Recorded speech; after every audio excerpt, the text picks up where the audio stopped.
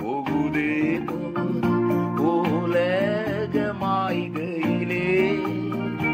ஓ தேவ கோபம் வருமுன் வருமுன் உன் மீட்பரண்டை வாராயோ. ஏசுராஜா வருவார், இன்னும் கொஞ்சம் காலம்தான், மோட்சலோகம் சேர்ந்திடுவோம்.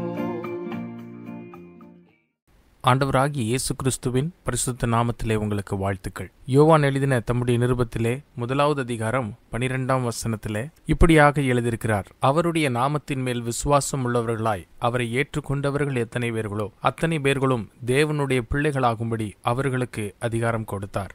தேவனை அறியாத மனுஷன், நீதி உள்ளவரும் பாவம் அறியாதுமான தேவனை அறியாத மனுஷன். மனுஷ ஜாதி அனைத்தும் பாவத்திலே தம்முடைய ஜீவியத்தை கழித்து கொண்டிருந்தது.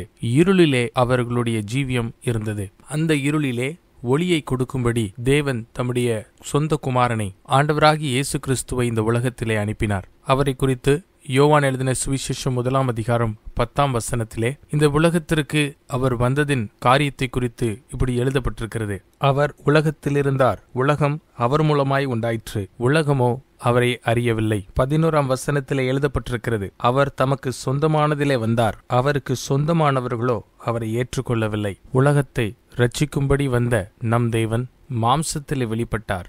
தேவனானவர், சிருஷ்டிகரானவர் தம்முடைய சிருஷ்டிப்புக்காக தம்முடைய ஒரே பேரான குமாரனை இந்த உலகத்திலே மனுஷ சாயலிலே அனுப்பினார். அவர் மூலமாய் உலகத்திற்கு இரட்சிப்பு உண்டாகும்படி அவரை அனுப்பினார். ஆனால் உலகமோ அவரை அறியவில்லை. அவர் தம்முடைய சொந்தமானவர்களிடத்தில் வந்தார், அவருடைய சொந்தமானவர்கள் அவரை ஏற்றுக்கொள்ளவில்லை. காரணம், மனுஷ ஜாதி அநீதியிலும் பாவத்திலும் சிக்கிக் கொண்டிருந்தது. அநீதியிலிருந்து விடுதலை ஏது என்பதை அறியாதவர்களாயிருந்தார்கள். ஆனால் தேவனானவர் தம்முடைய குமாரனின் மூலமாய் எப்படிப்பட்ட ஒரு வேலையை ஆயத்தப்படுத்தினார். நாம் அவருடைய பிள்ளைகளாக மாற வேண்டும் என்று இன்னும் மனுஷ ஜாதி தம்முடைய அக்கிரமத்தின் பாரத்திலிருந்து தப்புவிக்கும்படியாக அந்த காரியத்தை குறித்து 12ஆம் வசனத்திலே நாம் வாசித்தோம். அவருடைய நாமத்தின் மேல் விசுவாசம் உள்ளவர்களாய் அவரை ஏற்றுக்கொண்டவர்கள் எத்தனை பேர்களோ, யாரெல்லாம் ஆண்டவராகிய இயேசு கிறிஸ்துவை ஏற்றுக்கொள்கிறார்களோ, தேவனுடைய பரிசுத்த வேதாகமம் சொல்கிறது, அவர்களுக்கு தேவனுடைய பிள்ளைகளாகும்படி அதிகாரம் கொடுத்தார். ஆண்டவராகிய இயேசு கிறிஸ்துவின்